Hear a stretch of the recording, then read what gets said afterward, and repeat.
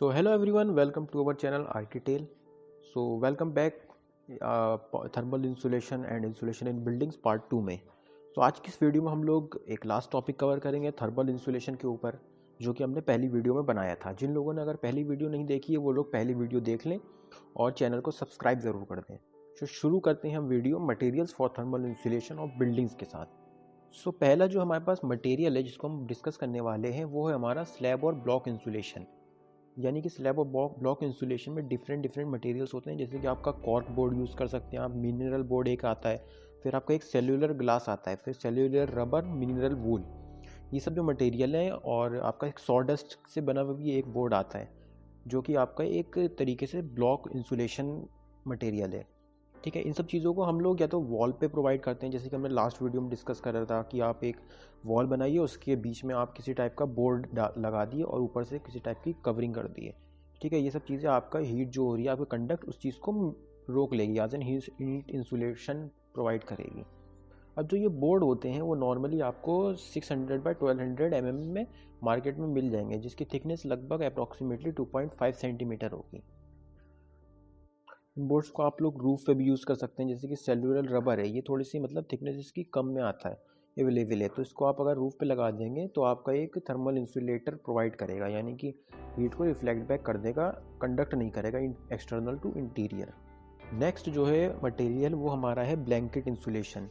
इसको हम लोग इस तरीके से समझ सकते हैं कि डिफरेंट डिफरेंट जो मटेरियल होते हैं इन दी फॉर्म ऑफ ब्लैंकेट, यानी उस चीज़ को हम एक चादर के फॉर्म में यानी रोल के फॉर्म में अवेलेबल है, उस चीज़ को हम लगा दें, यानी कि किसी टाइप का कोई फाइबर हो गया जो कि हीट को कंडक्ट ना करे, इंसुलेट कर दे, जैसे कॉटन फाइबर होते हैं, या फिर मिनरल वूल के कुछ रोल्स आते हैं मार्केट में, उस टाइप के रोल्स को आप यूज़ करें, या फिर वुड फाइबर यानी कि चिपबोर्ड वगैरह, सॉवुड, इन सब से चीज़ों से बने हुए कुछ रोल आते हैं जो कि फ्लेक्सिबल होते हैं काफ़ी। उन चीज़ों को आप लोग वॉल पे या फिर सीलिंग में या फिर आप एक्सटर्नली भी प्रोवाइड कर सकते हैं, एज एन वॉल के अंदर भी प्रोवाइड कर सकते हैं या इंटरनली भी प्रोवाइड कर सकते हैं, जैसे कि आप लोग इस इमेज में देख रहे हैं। यहाँ पर आपको मिनरल वूल जो है, वुड फाइबर जो है, ये सब चीज़ें आपको इंटीरियर की वॉल्स में प्रोवाइड करी गई हैं। इसके अलावा कुछ फाइबर्स ऐसे भी होते हैं जो एनिमल फाइबर से बनते हैं। ठीक है, वो सब चीज़ें भी, जैसे कि आप नॉर्मली एनिमल्स जो हैं वो हीट को कैसे कंडक्ट नहीं होने देते, इंसुलेट कर देते हैं, उसी तरीके से उनके फाइबर्स को आप लोग यूज़ कर सकते हैं, जो कि आपका वेरी हेल्पफुल होगा हीट को इंसुलेट करने में। ये मटेरियल जो होते हैं बहुत ही फ्लेक्सिबल होते हैं और इनकी थिकनेस लगभग अप्रॉक्सीमेटली डिपेंड करती है कि आप कौन सा मटेरियल चूज़ कर रहे हैं इनमें से। लेकिन ब्लैंकेट इंसुलेशन में लगभग आपको जो मटेरियल मिलेंगे वो 12 टू 18 तक मिल जाएंगे आपको। ठीक है, इसमें से कुछ कुछ ऐसे भी होते हैं जो कि मैंने बताया आपको, एनिमल हेयर और कॉटन और वुड फाइबर्स एक्सेट्रा, इन सब चीज़ों के भी बने होते हैं। नेक्स्ट जो है वो हमारा तीसरा जो मटेरियल है वो हमारा इंसुलेशन बोर्ड्स। ये काफ़ी हद तक सिमिलर है स्लैब और ब्लॉक इंसुलेशन के तरह, लेकिन इसमें फ़र्क ये है बस कुछ मटेरियल जो होते हैं उनको मैन्युफैक्चर होते हैं प्रॉपर तरीके से, इस तरीके से कि वो आराम से हीट को इंसुलेट कर दें।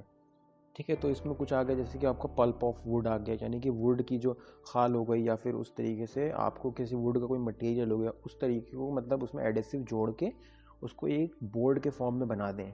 ठीक है, इसमें डिफरेंट डिफरेंट और भी मटेरियल हैं, जैसे कि कुछ पीवीसी के मटेरियल हो गए, या फिर फोम का कोई प्रॉपरली नॉन थर्माकोल टाइप का इंसुलेशन बोर्ड बना लिए जो कि आप वॉल्स पे लगा सकते हैं। अब ये भी आपके मार्केट में डिफरेंट डिफरेंट अवेलेबल है, साइजेस भी इसके और प्राइजेस भी। सो आप मार्केट सर्वे करके पता लगा सकते हैं कि कौन सा बोर्ड आप ले सकते हैं और कौन सा बोर्ड आपको कहाँ लगाना है, एक्सटीरियर वॉल में, रूफ में, या फिर इंटीरियर ऑफ द रूम में। चौथा जो हमारा मटेरियल है वो हमारा है बेड इंसुलेटिंग मटेरियल। ये भी काफ़ी हद तक सिमिलर है ब्लैंकेट रोल और ब्लैंकेट इंसुलेटिंग मटेरियल्स की तरह, लेकिन फ़र्क इतना है कि इसकी थिकनेस थोड़ी सी बहुत मतलब दुगनी या तीन गुनी ज़्यादा होती है, ठीक है, उसके मुकाबले। इसलिए कभी कभी इसको जहाँ पर ज़्यादा हीट आपकी है कुछ कुछ क्लाइमेट में, जहाँ पर लोकेशन में, तो वहाँ पर इसको हम प्रोवाइड करते हैं। इमेज में आप लोग देख सकते हैं कि किस तरीके से इन्होंने वुड फाइबर को, वूल फाइबर को प्रोवाइड करा है सीलिंग्स में और वॉल्स में। अब हमारे पास जो नेक्स्ट मटेरियल है वो है पांचवा मटेरियल, जो कि लूज फिल इंसुलेशन। यानी कि कुछ ऐसे मटेरियल होते हैं जैसे कि वुड फाइबर्स हो गए, ठीक है, या फिर सेल्यूलोज हो गया, या रॉक वूल हो गया, इस तरीके के मटेरियल को हम प्रोवाइड करते हैं। कुछ लूज फॉर्म में होते हैं ये अवेलेबल मार्केट में। ठीक है, इन सब चीज़ों को हम प्रोवाइड कर सकते हैं कुछ विंडोज़ या डोर्स की में, जहाँ से फेनेस्ट्रेशन में, जहाँ पर आपका हीट अंदर कंडक्ट हो रहा है। नेक्स्ट आपका जो मटेरियल है वो है आपका रिफ्लेक्टिव शीट मटेरियल्स।